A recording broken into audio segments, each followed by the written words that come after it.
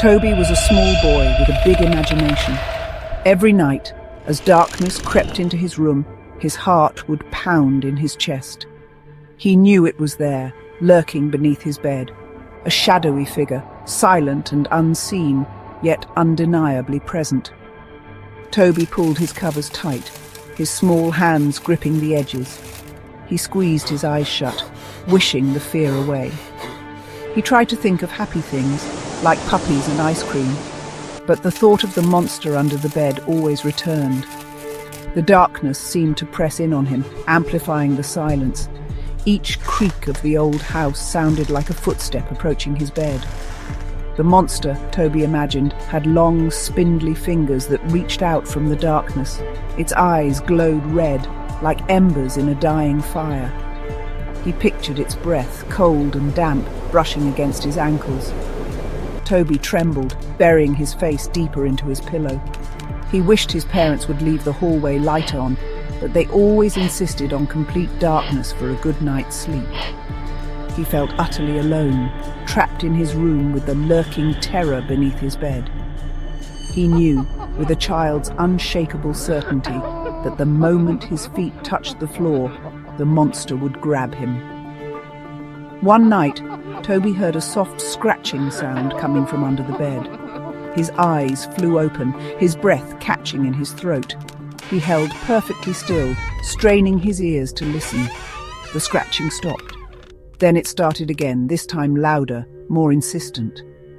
Toby whimpered, pulling his knees up to his chest. He knew it was the monster, sharpening its claws, preparing to snatch him from his bed. He felt a cold dread seep into his bones, freezing him in place. He wanted to scream, to call out for his parents, but fear held him captive. He considered jumping out of bed and running to his parents' room, but the thought of crossing the floor, of exposing his bare feet to the monster's grasp, was too terrifying. He remained huddled under his covers, a prisoner of his own fear. The scratching continued, a relentless reminder of the unseen horror beneath him. He began to cry silently, tears soaking his pillow. He felt utterly helpless, trapped in a nightmare with no escape. The darkness seemed to stretch on forever, an endless expanse of terror.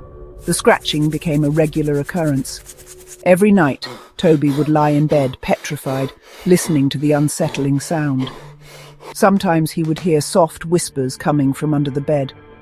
They were too quiet to understand, but they sounded like his name. Toby would squeeze his eyes shut, trying to block out the whispers. He knew it was the monster, trying to lure him closer. He pressed his back against the headboard, as far away from the edge of the bed as possible. One night, Toby woke to find his blanket pulled down slightly. He gasped, his heart pounding in his chest. He grabbed the blanket and pulled it back up, his hands trembling. He knew it wasn't him. He hadn't moved an inch. It must have been the monster, reaching out from under the bed, trying to grab him. Toby felt a wave of nausea wash over him. He pulled the covers up to his chin, his eyes darting around the room. The whispers grew louder, more insistent. They seemed to be coming from all around him, not just from under the bed. Toby felt a cold breath on his ear. He flinched, pulling his head away.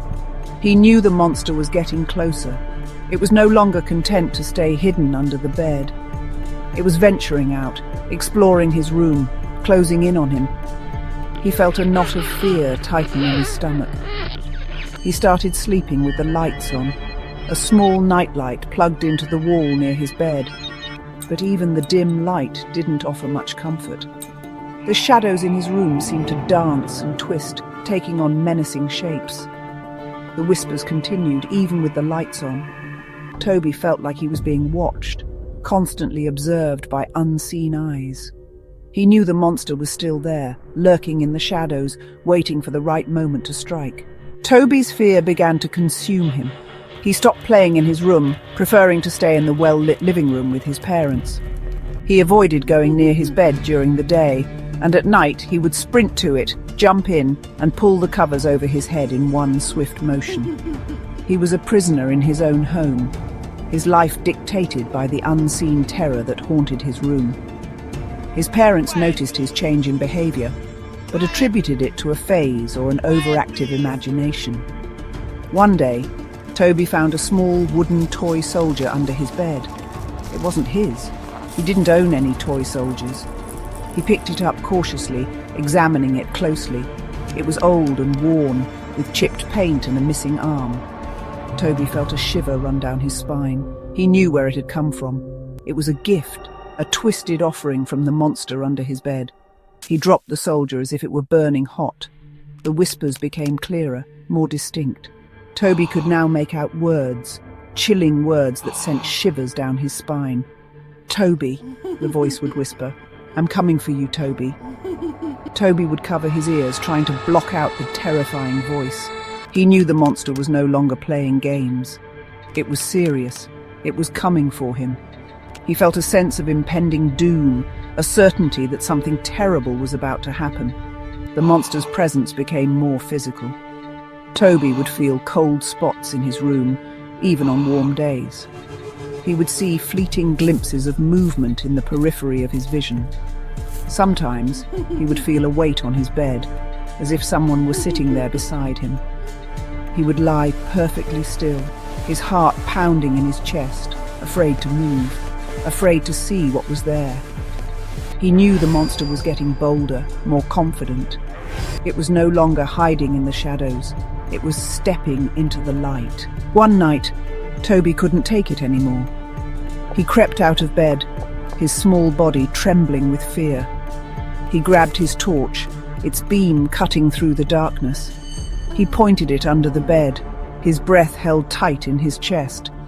He expected to see the monstrous figure he had imagined for so long, the creature with glowing red eyes and spindly fingers. He braced himself for the horror he knew was waiting for him, but there was nothing there, just dust bunnies, a stray sock, and a forgotten toy car. Toby frowned, confusion replacing his fear. He crawled under the bed, shining the torch into every corner. Still nothing. The monster was gone. Toby felt a wave of relief wash over him. He had finally conquered his fear. The monster was nothing but a figment of his imagination. As he crawled back out from under the bed, he heard a soft clicking sound behind him. He turned around, shining his torch towards the sound. His blood ran cold. Standing in the doorway of his room was his older brother, holding a small wooden toy soldier in his hand. He was smiling, a mischievous glint in his eyes. In his other hand, he held a small voice recorder. Toby stared at him, his mind reeling. "I told you I'd get you back for telling Mum I broke her vase," his brother whispered, his voice dripping with mock menace. Toby's fear returned, but this time it was a different kind of fear. It wasn't the fear of a monster under the bed. It was the fear of a betrayal, the fear of realizing that the terror he had experienced for so long had been orchestrated by someone he trusted. The true monster wasn't under the bed. It was standing right in front of him.